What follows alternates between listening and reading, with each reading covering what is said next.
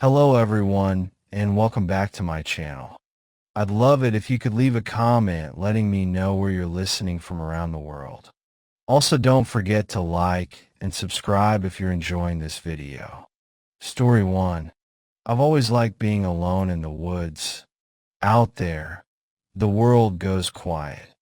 The only sounds are the wind pushing through the trees, the crackle of a campfire, and the occasional rustling of some harmless creature moving through the underbrush.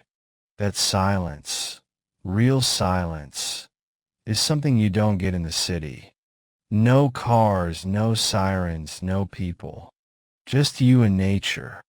That's why I went out to the Black Hills last summer. A weekend of solitude. No phone, no emails. Just me, my tent, and the sound of the stream running beside my campsite. The first night was perfect. I made a fire, cooked some food, and stretched out on my sleeping bag, staring at the sky through the mesh of my tent. The stars out there were incredible, so clear, so sharp. I fell asleep feeling completely at peace. I woke up to the sound of footsteps. Not a deer, not a bear, not the light scurrying of some small animal. These were heavy steps, deliberate, crunching through the leaves. I sat up, my heart immediately hammering. I'd camped enough to know the sounds of the forest, and this wasn't normal. It was walking like a person, but there was something off about it. The timing was wrong, like whoever or whatever it was hadn't quite figured out how human legs were supposed to move. I swallowed hard and called out, "Hello? Anyone there?" Silence. I reached for my flashlight, my fingers unsteady as I flicked it on and aimed it at the trees. At first, I saw nothing but branches shifting in the night breeze. But then, there, something just at the edge of the firelight. And it was me. Same build, same clothes, same posture. But the face was wrong. The skin was smooth, like it had been stretched too tight over the bones. The eyes were too big, too round, reflecting the fire like glass marbles. And the mouth, when it curled into a grin, I swear it had too many teeth. I froze. I couldn't move, couldn't breathe. The thing just stood there, staring at me with my own face, smiling like it was in on some joke I didn't understand. And then it took a step forward.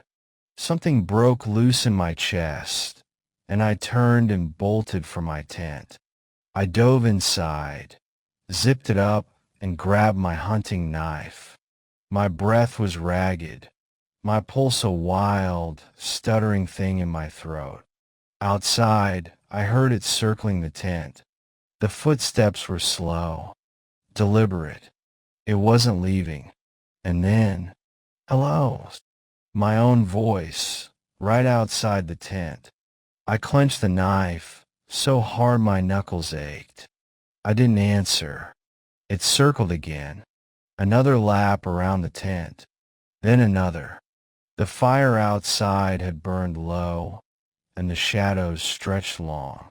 I watched them flicker against the tent fabric, waiting for the moment when one of them would bend at the wrong angle, stretch too tall, become something that wasn't quite human. And then the whisper came, right next to the thin fabric of my tent. "Let me in." It was my voice, but wrong. I clenched my jaw so hard I thought my teeth would crack. It whispered again, "I just want to come in." I squeezed my eyes shut. I told myself I was imagining it, that the wind was playing tricks on me, that I was dreaming, but I wasn't, because I could hear it breathing, the slow, rhythmic inhale, the long, hissing exhale. right outside my tent. I stayed frozen like that for hours. At some point, I must have passed out from sheer exhaustion, because when I opened my eyes again, the first light of dawn was creeping through the trees. And it was gone. The only proof it had been there were the footprints in the dirt, circling my tent over and over and over. The strangest part? They were identical to mine. I didn't waste time. I stuffed my gear into my pack and got the hell out of there, practically running back to my truck. The entire drive home, my hands wouldn't stop shaking. I kept checking the rearview mirror, half expecting to see my own face grinning at me from the back seat. I still don't know what I saw that night. I don't want to know. But sometimes, when I'm alone, I hear footsteps, just a little too slow, and I pray it hasn't found me again. Story 2. Last fall, I went camping with 3 of my friends, Jake, Mark, and Lewis, near an old logging trail deep in the woods. The kind of place where the trees lean in a little too close, where the air is thick with the smell of damp earth and rotting leaves. We hiked all day, found a perfect spot near a quiet lake, and set up camp. By nightfall, we had a fire going, some beers cracked open, and the kind of easy, lazy conversation that only happens when you're out in the middle of nowhere with no cell service, no deadlines, no distractions. No one else was around, or so we thought. Around midnight, Mark was the first to notice it. "Hey," he said, squinting past the firelight. "Was that tent always there?" We turned. About 30 yards away, just beyond the tree line, stood a tent. A single, old-looking tent. Dark canvas, weather-worn. A torn flap hanging open like a mouth frozen mid-scream. I frowned. No way. We would have seen that earlier. "We hiked in from that direction," Lewis added. "That wasn't there before." We stared at it for a long moment, the fire crackling between us. The more I looked at it, the more something about it made my skin crawl. It was too still, too silent. No movement inside, no light, no gear scattered outside like you'd expect from a normal campsite. Just a black hole sitting at the edge of the woods. "Maybe someone set it up while we weren't looking," Mark said. "Maybe they're sleeping." Jake shook his head. "I don't like it." None of us did. But being the idiots we were, we decided to check it out. We grabbed our flashlights and walked toward it, one cautious step at a time. The closer we got, the more the air around us seemed to change. The smell hit us first. A thick, rancid stench, like rotting meat mixed with something sour. The kind of smell that makes your throat tighten, makes your stomach flip. "Jesus," Lewis muttered, covering his nose. My gut told me to turn back.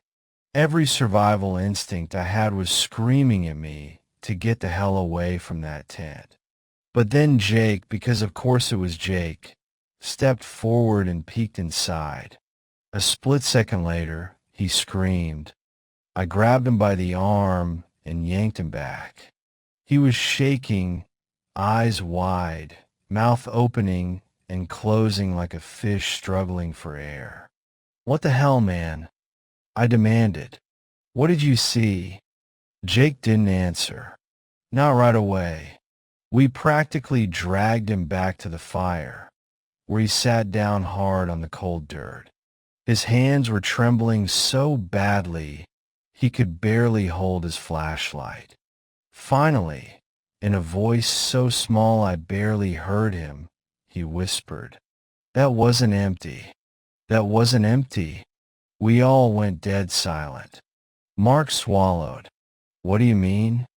Jake lifted his head slowly, eyes dark, distant, like he was still seeing whatever the hell was in that tent. And then he said, There was someone sitting in there. Goosebumps rippled over my arms. Mark let out a nervous laugh. Okay, so what? Maybe it's just some camper. Jake shook his head violently. No, you don't get it. They weren't moving. They weren't breathing. And they didn't have a face. The words hit like a sledgehammer to the gut. What? I said. Jake's hands clenched into fists. His voice was hoarse, ragged. There was no face. Just skin. Like it was smooth, stretched over where the eyes, nose, mouth should have been. Just nothing. Nobody spoke after that. Nobody laughed. Because whatever was inside that tent wasn't human. For the rest of the night, we sat around the fire, eyes darting toward the trees, jumping at every rustle, every snap of a twig. We didn't sleep. None of us even dared to go inside our own tents. And the worst part, we kept hearing something moving. Not close, not right up against us, but in the distance beyond the trees. Slow, deliberate footsteps. A dragging sound like something heavy being pulled across the ground. Every time we shined a flashlight into the darkness, there was nothing there. At first light, we made a pact. We had to go back, had to check, had to prove to ourselves that Jake had just imagined it, that we were all just tired, spooked, paranoid. We walked back to where the tent had been. It was gone. Not packed up, not moved, gone. The dirt where it had stood was undisturbed, as if nothing had ever been there at all. No footprints, no drag marks, nothing. Jake looked pale, sweaty. This isn't real. This didn't happen, but it did. None of us talk about it anymore. Not really. We went back to our normal lives, pretending it was just some weird, unexplainable thing that didn't matter. But sometimes when I'm in the woods alone, I get this feeling, like there's a tent just behind me, waiting, and I never look back. Story 3. I never believed in ghosts. Not really. Sure, I like scary stories, the kind you tell around a campfire to see who jumps first. But I was always the skeptic, the one who needed proof. And if there was one thing I learned that night in the woods, it was this: proof finds you whether you want it or not. It was late September when Emily and I decided to go camping. We were both burned out from work, sick of the city noise, and craving some quiet. The kind of quiet you can only get in the deep woods, where the air smells like pine needles and the only light at night comes from the stars. We picked a spot miles from the nearest town, near an old fire lookout tower that hadn't been used in decades. I had read about it online, built in the 1950s, abandoned sometime in the 80s, now just a skeleton of rusted metal and rotting wood. The pictures made it look eerie, but that's what drew me in. There's something about forgotten places that feels like a challenge, like a secret waiting to be discovered. Emily wasn't as thrilled. She liked camping, but she liked it with a bathroom and a cabin, not a tent in the middle of nowhere next to a creepy tower. But she went along with it because she loved me. That's something I remind myself of often. We set up camp in a clearing about 50 yards from the tower, close enough that we could see its silhouette against the sky when the sun went down. It was taller than I expected, maybe 50 feet high, with a wraparound deck and a hatch at the top that was padlocked shut. I remember looking up at it, feeling watched. I told myself it was just my imagination. The night was cold, colder than it should have been for late September. The wind barely moved the trees, and the silence was thick, pressing. We had a small fire going, enough to keep the dark from feeling too close. We ate, talked, laughed a little. Emily even started to relax. Then, at around 2 a.m., we heard the first knock. Thump, thump, thump. Slow, deliberate. I sat up, heart hammering. Emily grabbed my arm. What the hell was that? I listened. At first, I thought it might be an animal brushing against a tree, but the sound was too distinct, too human, and it was coming from the tower. I turned my flashlight toward it. The beam cut through the darkness, but nothing moved. The tower stood there, still and lifeless. But something about it felt wrong. Probably just the wind, I said, but even I didn't believe that. A few minutes passed. Silence settled again. Just when Emily started to relax, it happened again. Thump, thump, thump. Same pattern. Same slow, deliberate rhythm. Something inside me needed to know. I stood up. I'm checking it out. Emily's hand tightened around my wrist. Don't, please. I hesitated. She looked scared, more scared than I'd ever seen her. But curiosity is a nasty thing. It digs into you, won't let go. I grabbed my flashlight and walked toward the tower. Every step felt like I was getting further from safety, like something in the dark was waiting for me to come just a little closer. When I reached the base, I stood there for a moment, staring up at the platform above. The metal staircase groaned in the wind. The padlocked hatch was barely visible in the dark. I don't know what made me do it, but I lifted my fist and knocked. 3 times. Thump, thump, thump. The sound echoed up the tower, swallowed by the night. Silence. And then, thump, thump, thump. It knocked back. I stumbled backward, nearly dropping my flashlight. My brain scrambled for logic. A bird? A loose piece of wood shifting in the wind? But deep down I knew there was something inside that tower, and it had just answered me. I ran, faster than I've ever run in my life. Emily saw my face, grabbed my hand, and we dove into the tent, zipping it up like that flimsy layer of fabric could protect us.